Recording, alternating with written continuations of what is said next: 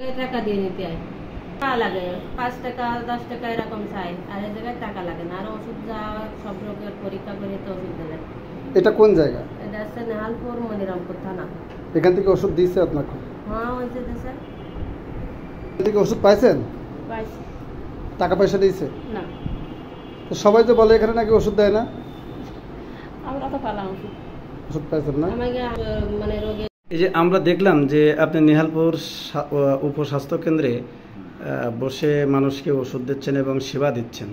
অনেকে তো কমপ্লেন করে যে উপস্বাস্থ্য কেন্দ্রে কোনো ওষুধ নেই। আসলে এটা কি উপস্বাস্থ্য কেন্দ্রের আওতাধীন? আপনি না উপস্বাস্থ্য কেন্দ্রের লোক, এখানে দুটো সেকশন, ফ্যামিলি প্ল্যানিং এবং হেলথের হচ্ছে উপস্বাস্থ্য কেন্দ্র, সাব সেন্টার যেটা বলে। সাব সেন্টারে আমারটা হচ্ছে বিল্ডিং পরিত্যক্ত, তার জন্য এই রুমটা আমি আপাতত এখানে আছি। রোগীর এত চাপ, আমি যে এই যে পানিও খাতি মাঝে মাঝে ভুলে যাই, পানি খাওয়ার সময় আমার পাই না।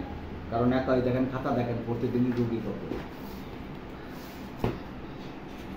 কিন্তু অধিকাংশ হেলথে তো অনেক শোনেন, মানসিক চাহিদা আমি বলি, আমার এখানে একটা বাজেট আছে, আমি বৎসরে পাবো 2,22,000 টাকা, এভরিথিং, সুতোতে শুরু করে কিন্তু এই টাকা, বুঝতে পারছি। তাহলে ওই টাকায় নিয়ালপুরি এত লোক প্রত্যেকরে, আর আপনি আসলেন, আপনার আমি 6টা বই দিয়ে দিলাম, একটাও তো কোনো কাজে আসবে না। আমি চেষ্টা করি, আমি খুলনা থেকে এই পর্যন্ত কষ্ট করে আসি, চেষ্টা করি যে একটা রুগী যেটুকু বুঝি, যেটুকু পারি, যাতে একটু ভালো হয়, ঠিক আছে। কিন্তু আপনার জ্বর হলো, কথার কথা, আপনার অ্যালার্জির সমস্যা আছে, আমি বললি 4 দিয়ে কি 6 টাকা প্যারাসিটামল দিয়ে দিলাম, তো কাজ হলো না।